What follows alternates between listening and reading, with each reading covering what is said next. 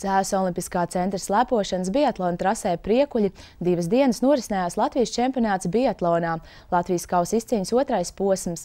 Šodien sacensības noslēgušās un kausi sadalīti jauniešu konkurencē. Sacensības Priekuļu trasē bija arī noslēdzošais posms sportistu atlasē, kuri pārstāvēs Latvijas komandu pasaules jauniešu un junioru čempionātā Rumānijā.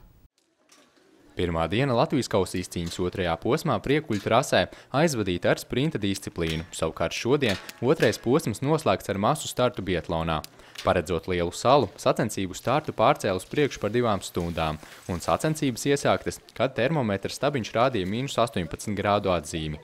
Pirmie uz starta stājās jaunākie dalībnieki C grupas jaunieši un jaunietes, kas veica 4 un 3 km distanci bez šaušanas.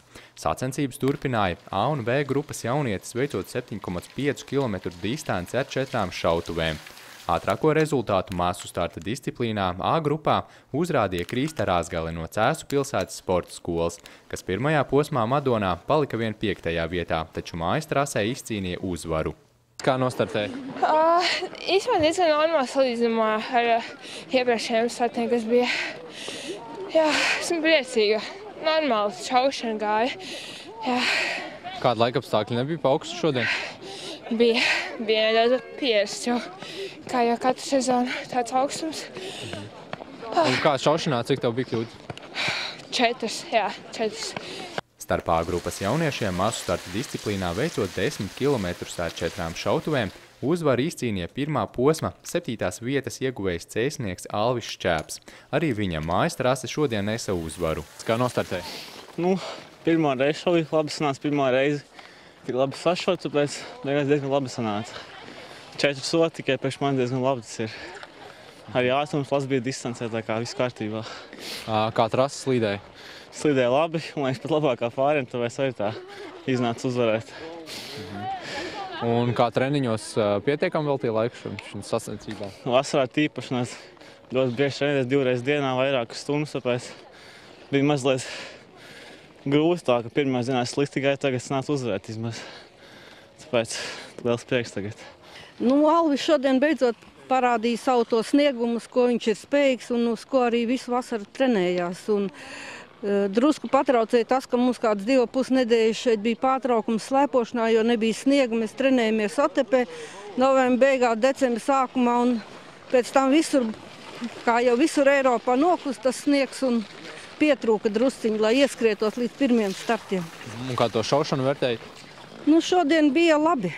Jā, cik tad tur tie sodi bija 1-2, 1-0, normāli priekš tik augsta laika, jā. Problēmas bija, lai rokas nenosals, laikam izdevās.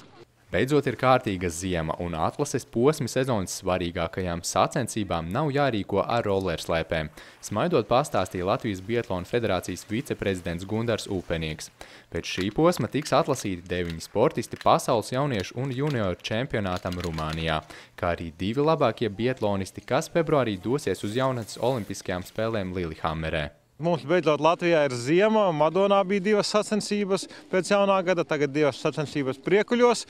Un šodien pēc pēdējā starta mēs varēsim noteikt sastāvus uz pasaules čempionātu un jaunatnes olimpiādi. Tas ir ļoti svarīgi, lai varētu labākie pēc tam turpināt gatavoties sezonas svarīgākiem startiem. Jau zināms, ka viens no 2 sportistiem, kas pārstāvēs Latviju Lillehammerē, būs Cēsu sporta skolas biatloniste Nora Osīte. Viņas treneri norāda, ka jaunatnes olimpiskās spēles ir ilgi gaidītais mērķis, kas nu ir sasniegts. Kā gatavojāties? Kā visi Latvijai bez sniega. Aizbraucam uz Otepē, paslēpojam 2 nedēļas, un cik tagad paspējam, tik paspējam. Bet mēs visu izdarījām, mēs 10 gadu trenējamies, mēs gājām uz to sacensības, un mēs zinājām, ka mēs tur tiksim, un mēs tur tiekam. Un kā šodien veicās? Ļoti labi. Šodien bija izšķiroša sacensības, un mēs vinnējam. Tā kā ir darīts viss arī bez sniega. Jā, viss. Nē, mēs izdarījām visu, kā bija, tā bija. Gandrīz visi vienādi stāvokli. Tur daži aizbrauc uz sniegu, daži neaizbrauc. Mēs stipri.